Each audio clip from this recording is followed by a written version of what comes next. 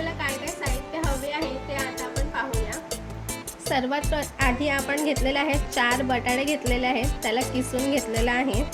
त्यानंतर अर्धी वाटी तेल घेतलेले आहे, अर्धी वाटी शेंगदाणे जाडसर वाटून घेतलेले आहेत, 4 लाल मिरची घेतलेले आहेत, कोथिंबीर घेतलेली आहे थोडीशी, पाव चमचा जिरे, पाव चमचा काळी मिरीचं पावडर आणि हे उपवासाचं मीठ। आता आपण साहित्य पाहिलेले आहे, काय काय साहित्य आपल्याला घ्यायचं आहे। तर आता आपण कृती पाहूया। आता मी गॅस ऑन करून कढईत आपण ठेवली आहे। आता यात आपण घालूया तेल। तेल गरम झालं आहे, आता आपण घालूया जिरे। जिरे घातल्यानंतर आता आपण यात घालूया मिरची।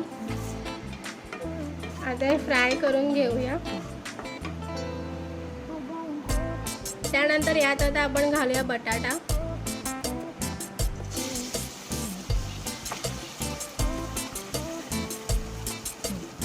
हे आता व्यवस्थित आपण मिक्स करून घ्यायचं आहे। आता आपण यात घालूया मीठ, चवीपुरतं मीठ घालायचं आहे। नंतर यात घालायचं आहे काळी मिरी पूड।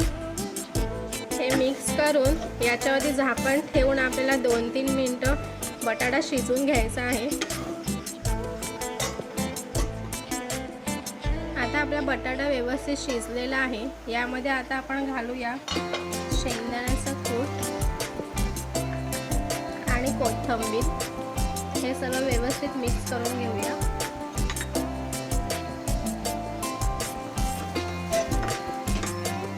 तर पाहू शकता आता तयार झालेला आहे आपला बटाट्याचा चमचमीत असा फराळ। आता गॅस बंद करून हे काढून घेऊया।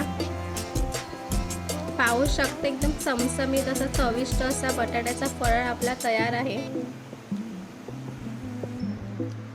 पाहू शकता आता तुम्ही अशा प्रकारे आपला तयार झालेला आहे एकदम स्वादिष्ट बटाट्याचा फराळ। उपवासासाठी एकदम टेस्टी आणि एकदम यम्मी असा झालेला आहे। अशा प्रकारे तयार झालेला आहे आपला बटाट्याचा फराळ। या महाशिवरात्रीला नक्की ट्राय करून बघा, एकदम चविष्ट असा नवीन पदार्थ नक्की ट्राय करा घरी। व्हिडिओ तुम्हाला कसा वाटला हा कॉमेंटमध्ये नक्की सांगा। व्हिडिओ आवडला